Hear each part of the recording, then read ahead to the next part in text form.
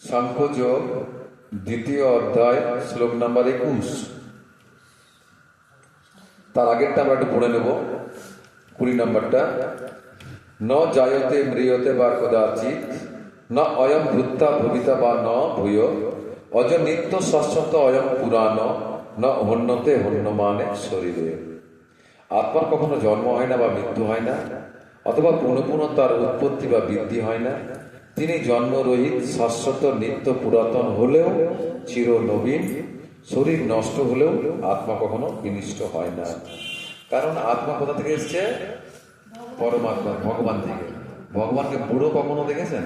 দাড়ি পাকা আছে, দেখেছেন কি? সব সময় মানে নবীন থাকে, নতুন, নব নব নব চেহারা তার। তার অংশ যে আছে আমাদের মধ্যে, সে কেমন থাকবে? তাই এখানে বলছে ন জায়তে মিলতে বা কদাচিৎ না অয়ম ভূত্তা ভবিতা বা না ভূয় অজ নিত্য শাশ্বত অয়ম পুরাণ ন হন্যতে হন্যমানে শরীরে। ঠিক আছে, এর পরেরটা আমরা একটু পড়ে শ্রবণ করবো। আমার সাথে সাথে একটু বলুন, ভুল ত্রুটি হলে আমাকে ক্ষমা করবেন। বেদ বিনাশিনম নিত্যম য এনম অজম অব্যয়ম কথম স পুরুষ পার্থ কম গতয়োতি হুন্তি কম। বেদ বিনাশিনম নিত্যম য এনম অজম অব্যয়ম কথম স পুরুষ পার্থ কম গতয়োতি হুন্তি কম। বেদ বিনাশিনম নিত্যম য এনম অজম অব্যয়ম কথম স পুরুষ পার্থ কম গতয়োতি হুন্তি কম। বলুন পড়ুন অনুবাদ। হে পার্থ, যিনি এই আত্মাকে অবিনাশী, শাশ্বত, জন্মরহিত ও অক্ষয় বলে জানেন, তিনি কিভাবে কাউকে হত্যা করতে পারেন বা হত্যা করার কারণ হতে পারেন? বলছে, হে পার্থ, যিনি আত্মাকে অবিনাশী, শাশ্বত, জন্মরহিত ও অক্ষয় বলে জানেন, তিনি কিভাবে কাউকে হত্যা করতে বা হত্যা করাতে পারেন? বহুপাত তাৎপর্যে বলছেন, সবকিছুর যথার্থ উপযোগিতা আছে, সবকিছুরই যথার্থ উপযোগিতা আছে। যিনি পূর্ণ জ্ঞান সম্পন্ন, তিনি জানেন কোন জিনিস কোথায় বা কিভাবে নিয়োগ করলে তার পূর্ণ সদ্ব্যবহার করা হবে। কে জানেন এটা? যিনি আত্মা, সৎ অসৎকে বিশ্বাস করতে জানেন। হ্যাঁ, তিনি জানেন কোন জিনিস কোথায় বা কিভাবে নিয়োগ করলে তার পূর্ণ সদ্ব্যবহার করা যাবে। মাতাজিকে দিন তো পড়তে, মাতাজি ঘুম আসছে, দেন আপনি পড়ুন,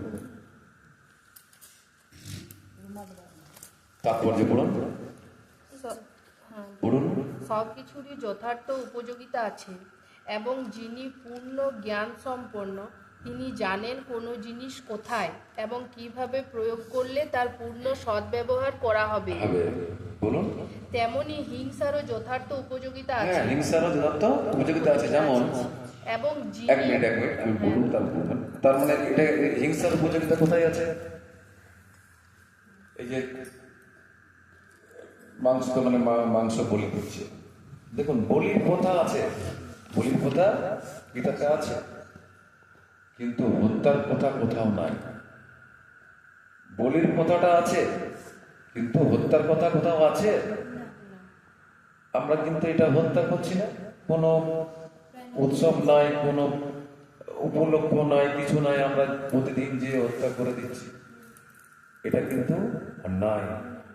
বলির কথা ছিল, বলির কথাতে কি নিয়ম ছিল তার, যাকে হত্যা করা হবে তাকে নতুন জীবন, উন্নত জীবন দান করতে হবে। এবং যেটা আমাদের যার উদ্দেশ্যে দান করা হচ্ছে, বলি দান করা হচ্ছে, সেখানে সে মাংস রান্না করে নয়, পুড়িয়ে খেতে হবে। অনেক ব্যাপার আছে, কিন্তু সেগুলো তো আমরা করি না, আমরা ডেলি হত্যা করে দিচ্ছি, সেটা কিন্তু আমাদের নেই। পড়ুন। এবং তো সেরকম এক মিনিট, সেরকম কিছু কিছু জায়গাতে হিংসারও যথার্থ উপযোগিতা আছে। হিংসা দরকার আছে কোথায়? যেমন ধরুন যে পাকিস্তানের কেউ ঢুকে আমাদের দেশে, তাকে হত্যা করতে হবে তো, না তো সে তো আমাদের ক্ষতি করে দেবে। সেখানে যে হত্যাটা হয় সেটা কিন্তু অন্যায় নয়।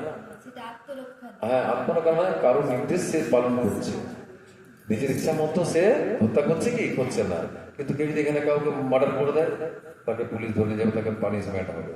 হ্যাঁ, সেরকম এই যে ইচ্ছাকৃত ভাবে যেমন তেমন করে হত্যা করছে ডেলি, তাদের পানিশমেন্ট কিন্তু রেডি হয়ে যাচ্ছে, তাদের পানিশমেন্ট রেডি থাকছে, ছাড়বে না ভগবান।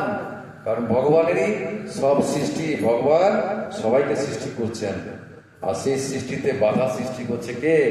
যে করছে তার কিন্তু ছাড় নাই, তাকে ছাড়বে না ভগবান। কৃষ্ণকে তো পাবেই না, কত কোটি বছর কাটবে তার কোনো হিসাব নাই, কিন্তু ভগবান তাকে একদম যেমন করে অপরাধ করে যাচ্ছে তেমন তার কত গুণ বেশি অপরাধ তাকে করাবে, তাকে তাকে সেভাবে শাস্তি দেবে। তাই কি করতে হবে? পড়ুন মাতাজি। এবং যিনি যথার্থ জ্ঞানী তিনি জানেন কিভাবে হিংসার প্রয়োগ করতে হয়। হ্যাঁ, যিনি জ্ঞানী তিনি জানেন কোথায় হিংসার প্রয়োগটা করতে হবে। বলুন। বিচারক যখন আসামিকে খুনের জন্য দোষী সাব্যস্ত করে প্রাণদণ্ড দেন, হ্যাঁ তখন হিংসাত্মক কাজ করেছেন বলে বিচারককে কেউ অভিযুক্ত করে না। হ্যাঁ, তার মানে তার মধ্যে বিধান আছে, সেই বিধান অনুযায়ী তাকে কি দিচ্ছে? তুমি মার্ডার করেছো, মার্ডারের উনি কি দেখলেন যে ইনি প্রমাণিত, এই ধারাতে ওনাকে পানিশমেন্ট দিতে হবে। তাহলে কারোর নির্দেশ তিনি পালন করছেন। কিন্তু যে হত্যাটা হচ্ছে, মনে করুন মৎস্য, এই মাছ বলুন, মাংস, ছাগল বলুন, মুরগি বলুন, যে প্রতিদিন বলি হচ্ছে, কারো নির্দেশ আছে? এটা কোথাও লেখা আছে? তো তার পানিশমেন্ট পেতে হবে না? সেরকম বলে পড়ুন, বলুন মাতাজি। কেননা তিনি বিচারের রীতি অনুযায়ী এই দণ্ড দেন। হ্যাঁ, বিচারের রীতি অনুযায়ী। দেখুন কত সুন্দর কথা, বিচারের মধ্যে আছে যে এই ধারাতে ইনি সাব্যস্ত হয়েছেন, এনাকে এই পানিশমেন্ট দিতে হবে, তিনি দিচ্ছেন। কিন্তু বিচারককে বলে কি যে তুমি ভাই এরকম শাস্তি দিলে, ওর মৃত্যু ফাঁসি দিয়ে দিলে তুমি একটা বড় ঘাতক বটু, বলে না, কারণ তুমি তার নীতি অনুযায়ী কাজ করছেন। বলুন। মানব সমাজের শ্রেষ্ঠ নীতিশাস্ত্র মনু সংহিতাতে খুনিকে প্রাণদণ্ডে দণ্ডিত করার নির্দেশ দেওয়া আছে। হ্যাঁ, মনুকে ব্রহ্মা, মনু, কাকু, এইভাবে আমরা এসেছি। মনু থেকে কারা এসছে? মনু থেকে কারা এসছে?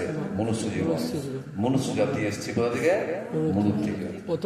প্রথম ব্রহ্মার প্রথম। হ্যাঁ, মনু বলুন। যাতে এই মহাপাপের জন্য পরবর্তী জীবনে তাকে আর ফল ভোগ করতে না হয়। হ্যাঁ, যেমন ধরুন কেউ হয়তো নোংরা কাজের জন্য সে সাব্যস্ত হলো, সে ধরা পড়লো, তাকে জাজ কি দিল? ফাঁসির অর্ডার দিয়েছিল। ফাঁসির অর্ডার দেওয়াতে কি হলো? তার পরের জন্য তাকে আর এই ফল ভোগ করতে হবে না, দণ্ডটা হয়ে গেল। তাই রাজা যখন খুনিকে প্রাণদণ্ডে দণ্ডিত করেন তখন তা তার মঙ্গলের জন্যই করেন। হ্যাঁ, মঙ্গলের জন্যই করা হয়। বলুন।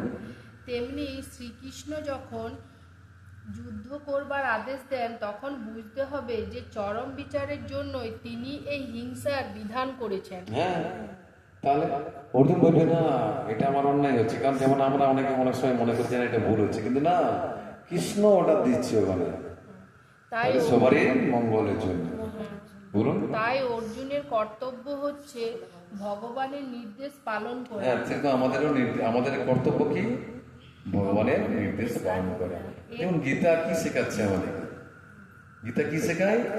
গীতা আমাদেরকে কর্তব্য করতে শেখায়। আমাদের কর্তব্যটা কি? আমাদের কর্তব্য কি সেটা শেখায়। আমাদের কর্তব্য হচ্ছে ভগবানের সেবা করা, এটাই হচ্ছে আমাদের কর্তব্য। বলুন।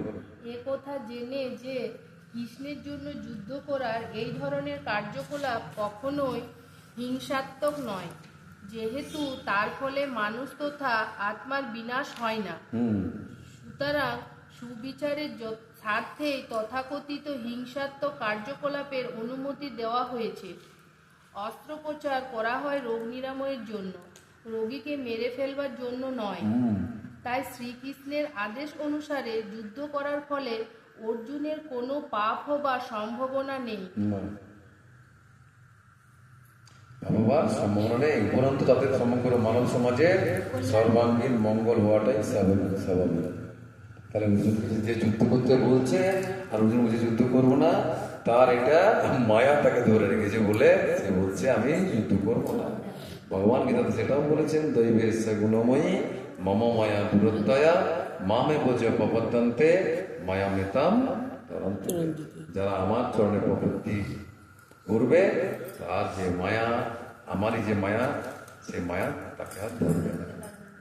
ঠিক আছে, আমরা আজকে একটা শ্লোক করলাম, কারণ এইগুলো আজকে করলাম তো, অন্যদিন আবার করবো।